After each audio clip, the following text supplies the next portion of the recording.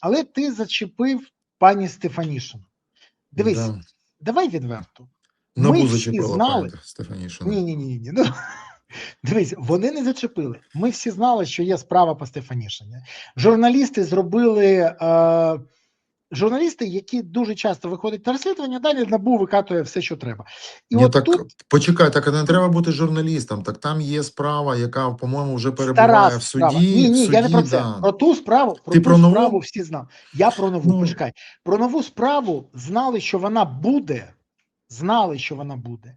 І більше того, знали, що це буде мати наслідки. Коли призначала її послом в Сполучених Штатах, Зеленському казали: Володимир Олександрович, не треба цього робити. По-перше, справа в суді, де вона підозрювана. Раз. По-друге, там є друга справа. Його попередили, зразу попередили. Ні, призначив. Призначення зараз Умєрова на голову СЗР, Служби зовнішньої розвідки, ну це ж точно такий самий кейс, який теж історія з проблемами. Скажи мені, будь ласка, це вже системна проблема, коли кладуть на все, і на репутацію, і на все інше. І, до речі, чи просто, як можна це пояснити? Тому що ж кадрові рішення, які сьогодні відбуваються, це вже треш. І навіть як призначаються, бо призначити виконуючим обов'язки міністра оборони – це ще туди-сюди. Але коли з порушенням Конституції уряд вноситься депутатами, а не прем'єр-міністром, а навіщо? Навіщо це зроблено? Навмисно, щоб зробити уряд нелегітимним? Ти можеш мені пояснити кадрові призначення заздалегідь з проблемами? І навіщо, наприклад, уряд внесли з порушенням? Це тому, що вже на закон і Конституцію остаточно поклали? Дивись, давай так, степ бай степ. Давай. Що стосується двох справ по Стефанішиній. Я зараз не буду говорити про кадрові призначення, я скажу про дві справи спочатку. Те, що у неї була справа уже в суді, про це знають всі. Але по другій справі там вони можуть розповідати все, що завгодно, але принаймні з формально-юридичної точки зору, те, що я чув публічно, я не бачу матеріалів справи, я не роблю остаточних якихось висновків, але те, що я чув в публічній площині, це поки що все виглядає абсурдом, і це виглядає все як спроба з якихось причин не їхати на Стефанішину. Тому що те, що її інкримінують, це вже, це я ж кажу ще раз, коли її інкримінують перемовини, які вона вела про придбання будинку, а потім відмовилася від придбання будинку, але вона нібито там комусь обіцяла 250 тисяч доларів за це, це ідіотизм повний. Юридично це ідіотизм повний.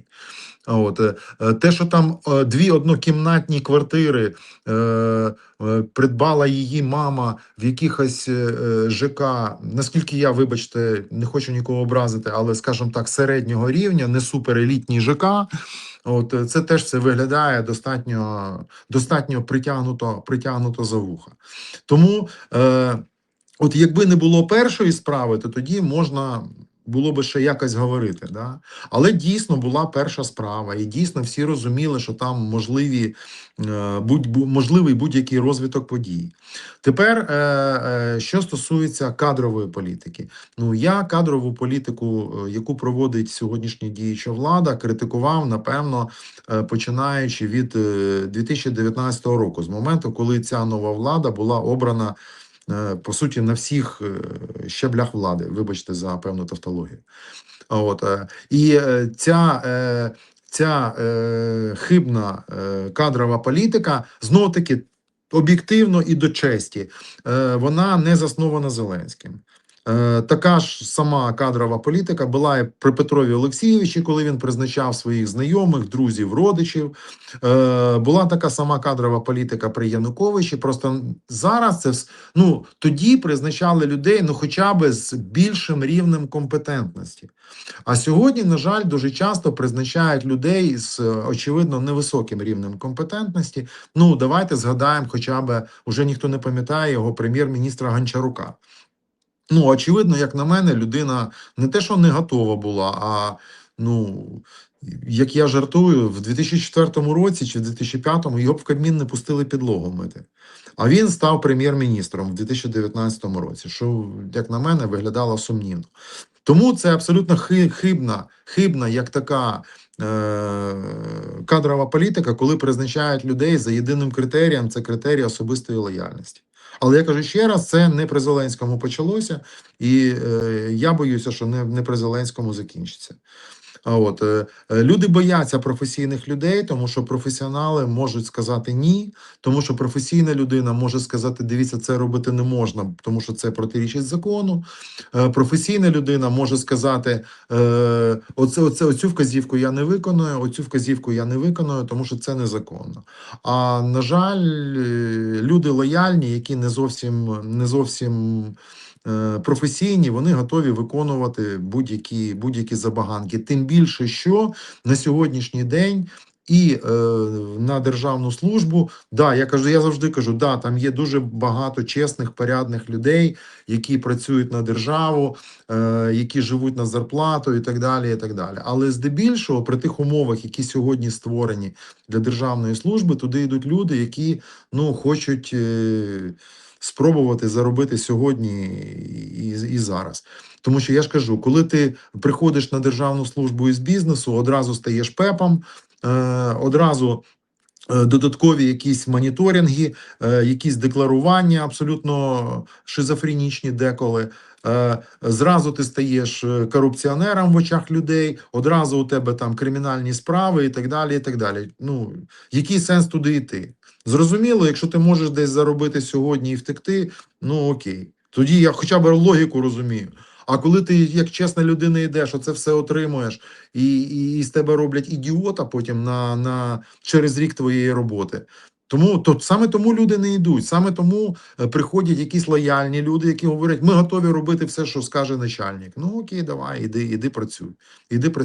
Я, чесно кажучи, Ти, на жаль, настільки правий, мені навіть, кажу чесно, неприємно, що ти правий. Так, я тобі чесно кажу про це. Я тобі скажу більше. Ні, тому що це мені неприємно. Це болюча правда, бо на одного з міністрів запросили мого старого приятеля. І він відмовився. Він відмовився по 3 причинах. І він каже, дивись, перша причина. Я давно працюю, я не хочу, щоб мені хтось сказав, що все, що в мене є, це вкрадене. Він працює в Україні в іноземній компанії. В нього гарна зарплата, в нього є майно. Він каже, я не хочу, щоб мене розглядали повністю отак під мікроскопом, це перше. Друге, щоб про мене казали, що я щось краду. Третє, якщо хтось з моїх заступників щось зробить, які я не можу призначити, як йому зразу сказали, заступників він не призначає, йому дадуть заступників, то я буду нести відповідальність. Це а головне, він сказав, головне при всьому цьому, я не хочу бути ПЕПом до кінця життя і щоб мої діти отримали всі ті проблеми, які маєш ти. І це він мені каже. І я йому кажу, дивись, а служіння державі, говорить, дивись, служіння так, а бути рабом системи – ні. І це, до речі, правильна відповідь. Це, знаєш, як у нас колись була така дискусія в парламентській асамблеї Ради Європи, коли ми обговорювали різні системи декларування, різні обмеження для політичних фігур, і там один із колег сказав про те, що, ми ж коли йшли в політику, ми ж розуміли, що будуть обмеження. На що я йому відповів, нема питань, обмеження – це одне, а стояти голим посеред площі, це ж інша історія. Це інша історія. Ми з тобою повинні нагадати, це 17 або 18 рік, коли ми обговорювали, пам'ятаєш, на нашій групі, які у нас є стандарти декларування, коли вони казали, а як? Це ж як так можливо? Так вони не розуміли це, наші партнери. При тому тоді це були не тільки ЄПП, я пам'ятаю, там тоді британці були з консерваторів, ще хтось, і у них був шок, я це пам'ятаю. Ми тоді ще поляка Олександра обирали ж на голову, і це якраз зайшли розмови про це, що хтось пожартував, що ти будеш потім декларувати, і зайшло, і коли ми пояснили, в них був шок. Тому що жоден європейський політик не погодиться на такі умови, саме не погодиться. Але повертаючись до кадрових питань, чесно кажучи, саме тому я в парламент не хочу повертатися ні в якому разі. Мене здивувало призначення Рустема Умєрова керівником служби зовнішньої розвідки. Як ти коректно це сказав, здивувало. Я прифігів. З декількох причин. Ну, по-перше, абсолютно же очевидно, що Рустем займається перемовинами. От мені дуже цікаво подивитися, ну, і він керівник розвідки формально. Ну, от як він буде зустрічатися сьогодні, і хто з ним буде зустрічатися сьогодні? Я розумію, що у нього багато неформальних серйозних зв'язків в різних напрямках, ну але у нього сьогодні абсолютно інший статус. Він сьогодні головний розвідник України. Розвідник, не він не займає ніяку іншу посаду. Він розвідник. Ну а спілкування з офіційними розвідниками завжди дуже складне. Воно обмежено мільйоном різних обмежень. Знову вибачте за тавтологію. І ти маєш мільйон обмежень, спілкуючись з людиною, яка є публічним розвідником. І мені здається, що цим призначенням президент ускладнив Рустему можливість вести перемовини. Я здивований, чому там Рустема не призначили, умовно кажучи, хочете надати людині статус? Окей, заступник керівника Офісу президента / спеціальний уповноважений президента України по проведенню перемовин. І людина їздить, людина має статус, людина має контрпартнера, припустимо, в обличчі Віткафа, який має такий самий статус, спеціальний посланник президента Сполучених Штатів по перемовинах. Тобто вони рівні партнери.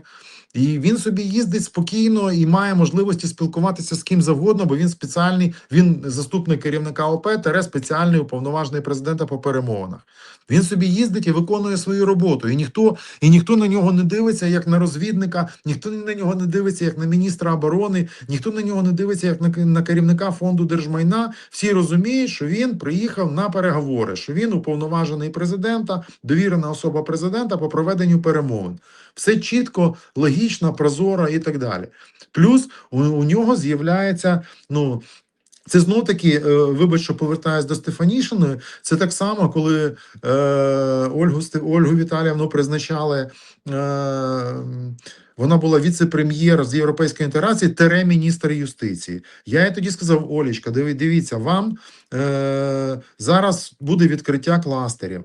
Ви, як віце-прем'єр, будете там 80% часу жити в Брюсселі, ведучи перемовини. А поясніть мені, а як ви будете керувати Міністерством юстиції? Хто буде керувати? Або скажіть мені, хто замість вас буде керувати Міністерством юстиції?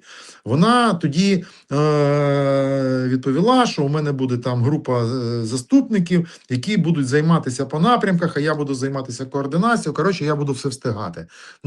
Як на мене, відповідь була очевидна, що нічого встигати в такій ситуації неможливо. Тому у мене питання: хто насправді буде керувати службою зовнішньої розвідки в той час, коли Умєров буде займатися тою роботою, яку він робив і до сьогодні, яку він вміє робити, яку він знає? Коли він веде перемовини, хто керує СЗРом? СЗР – це величезний напрямок роботи, який потребує там 24/7 роботи. Хто буде цю роботу робити? Навіщо навіщо людей призначають на посади, обов'язки, по яким вони не будуть виконувати? І не буде ж Умєров керувати СЗРом. Він буде займатися перемовинами, це очевидно. Оце мені теж не зрозуміло. Тому мені здається, що це, на жаль, на превеликий, це ситуація не він-він, це ситуація луз-луз, тому що програє і президент, який призначив Умєрова, і програє сам Умєров. І програє Україна як наслідок цього всього. От і все. Але знов таки, це велике глобальне питання кадрової політики. Що з цим треба робити? Треба відмовлятися від принципу лояльності, треба переходити до принципу професіоналізму, треба поставити ситуацію з голови на ноги, не шукати людину під посаду, а зрозуміти, що треба зробити на цій посаді, а потім під це завдання шукати людину, а не так, як у нас: давайте знайдемо міністра юстиції. Я завжди кажу: а під що ви шукаєте міністра юстиції? От поясніть мені. Під які задачі? Мікрофон у тебе не включений. Остання тирада Сергія Власенка – це фактично тези з моїх дописів в останні декілька років. Тому що не може бути лояльний. повинен бути фаховий. Лояльність може бути другим етапом, але першим це фаховість, це на першому місці. Бо люди, які не мають знань, досвіду, розуміння, візії і є некомпетентними, досягнути результату не може. Бо тоді будемо мати такий результат, як зараз.